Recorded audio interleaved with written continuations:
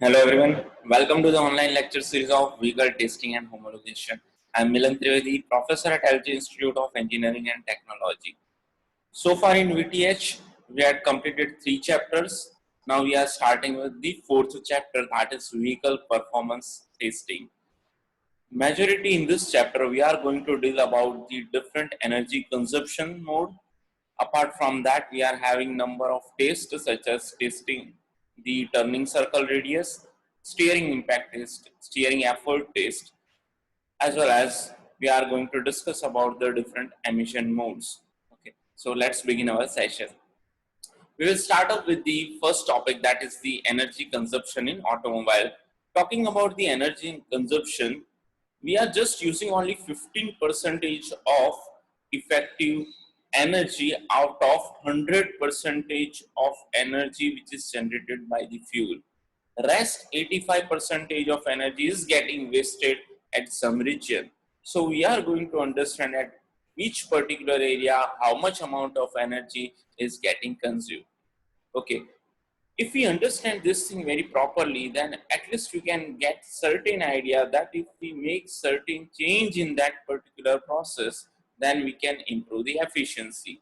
And believe me, if we change at least, or if we improve at least 1 or 2% in any of the area, then we can increase the average at some considerable level, right? So it is very much important to understand the consumption of energy at different parts of the automobile. So let's begin. Suppose we are having this 100% of energy, then as you see, majority of energy has been lost at the engine side. We almost lose 62.4% of energy in the engine itself. Another energy loss which is major, it is happening at the ideal condition, that we will discuss in detail. Another part of energy loss is happening at this driveline condition, right? Accessories energy loss is considerable low, but still if we improve the system, then we can make certain improvement, that is 2.2% loss. If we take the aerodynamic drag, rolling resistance, inertia, braking loss, that all account to be around this shown percentage, right? But in the upcoming slide, we are going to see in detail that how this much energy loss is happening. And if you wish, you can make some project also in that, so that if we at least decrease this 62.4% to some 1 or 2% level, then also it will be having a huge impact in the average part, right? So let's elaborate this topic by the first energy loss, that is the engine loss, which accounts to about 62.4%, right? This is due to these incomplete combustion, not utilizing the exact amount of heat which is generated. Apart from that, there are a lot of frictional losses in between this piston cylinder, transmitting the power to the even crankshaft. All these losses, as well as some of the times improper timing, that may result into this 62.4% of loss. If we make certain changes in this, then we can improve the efficiency part.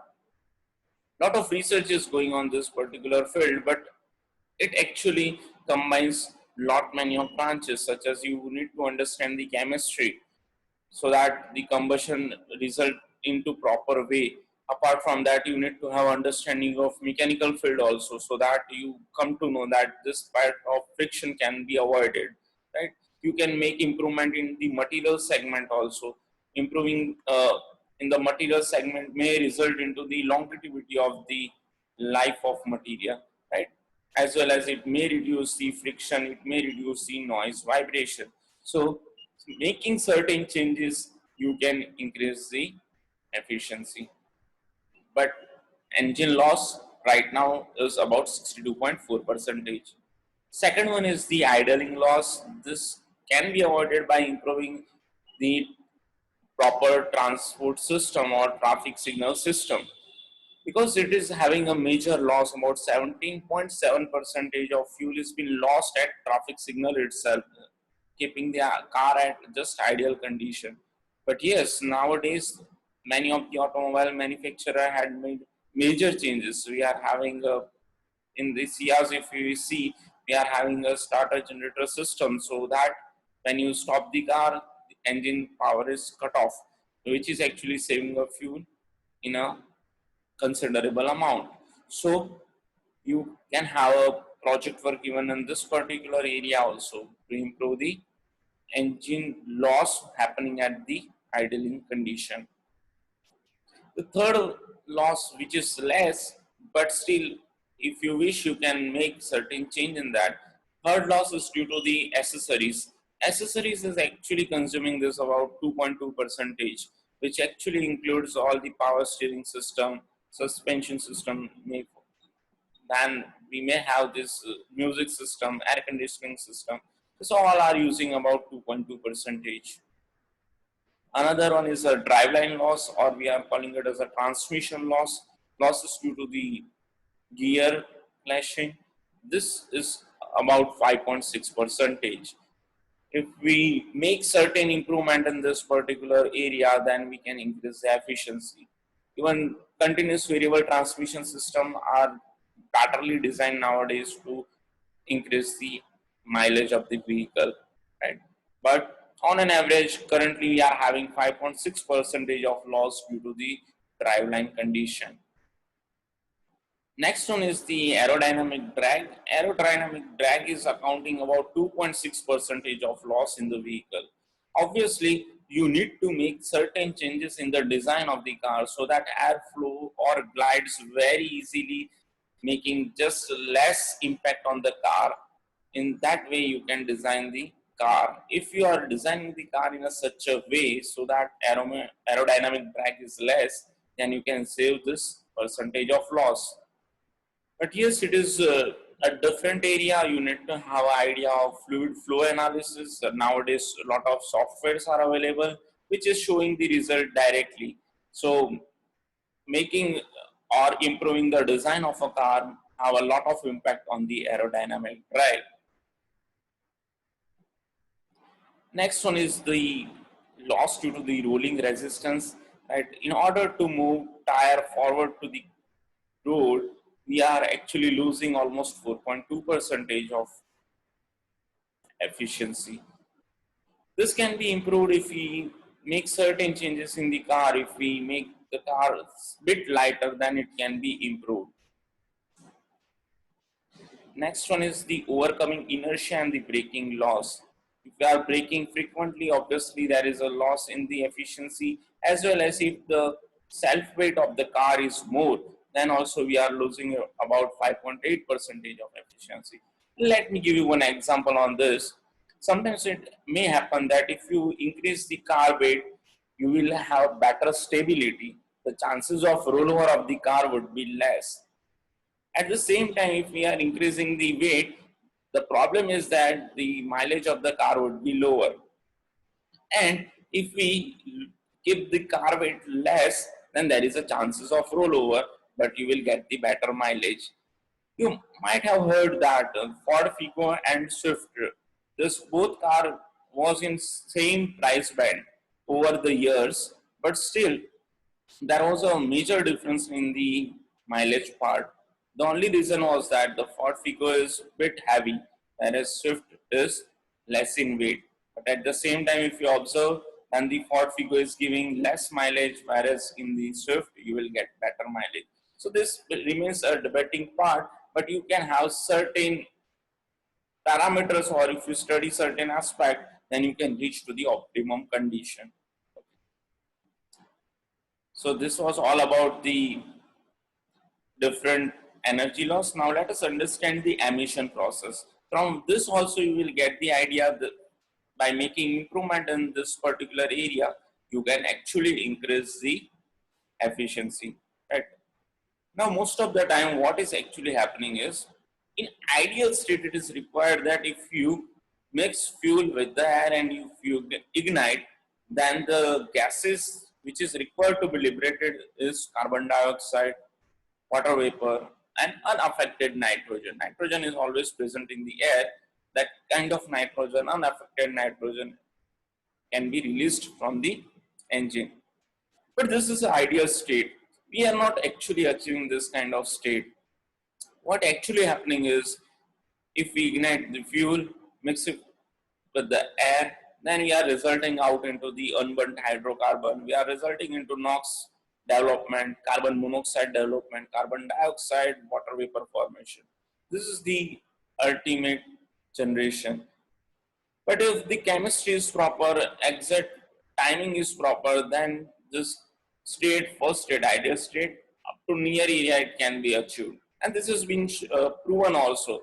As we are proceeding further from BS4 to BS6, we are seeing that the emission level of different gas constituent is getting lowered. Although we are making improvement in the catalytic converter also, but yes, this uh, changes can also be made.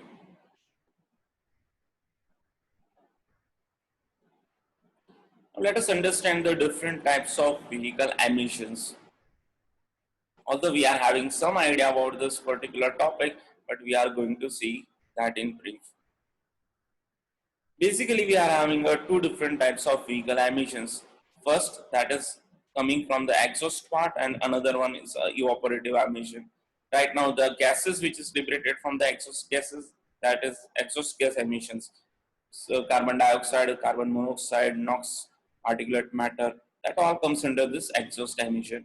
And second category is evaporative emission. Right, when we are fueling the car, obviously some of the fuel get evaporate due to the high temperature. That is something, but it is a evaporative emission.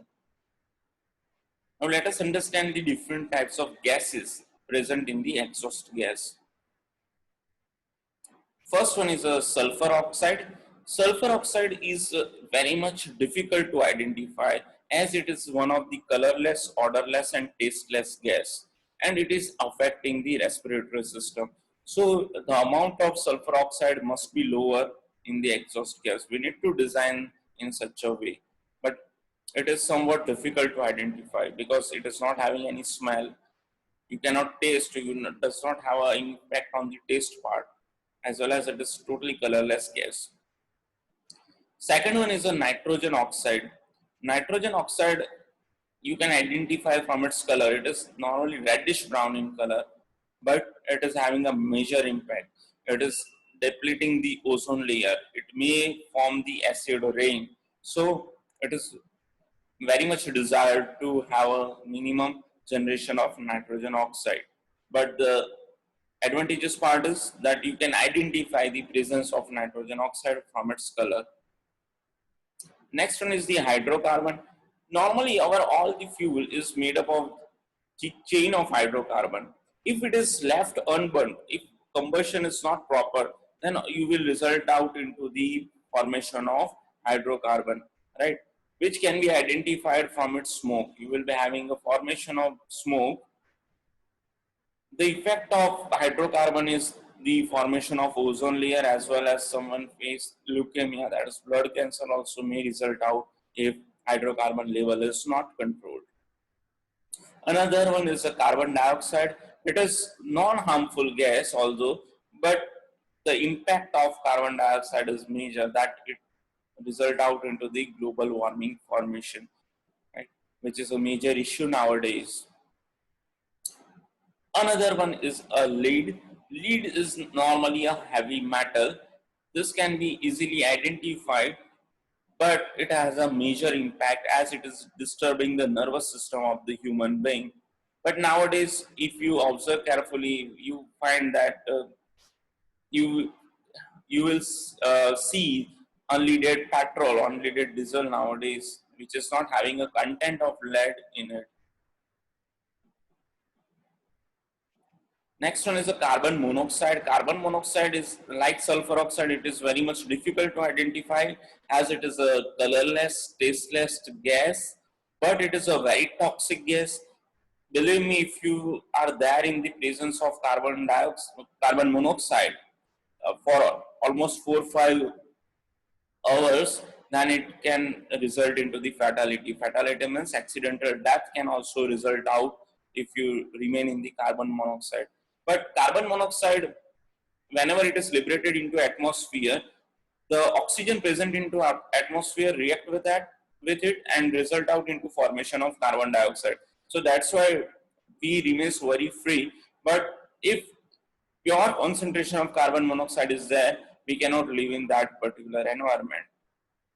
Last one is a particulate matter. Particulate matter nowadays it is not that much there in this, but it is very much problematic as far as our existence is concerned, because it is directly affecting the heart and lung part. That's all for today's session. Thanks for watching.